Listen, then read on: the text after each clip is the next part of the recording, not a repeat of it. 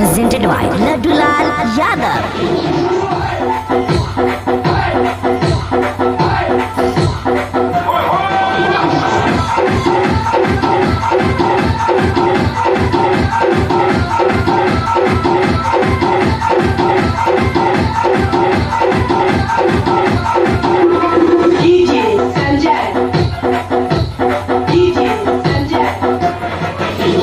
दरभंगा में लहंगा घिंचल तो ओढ़नी मधुबनी में। दरभंगा में लहंगा घिंचल तो ओढ़नी मधुबनी में। कोन मरदा बा ओए रे रे रे रे रे कोन मरदा बा बजल फसल को 16 सनक जवानी में।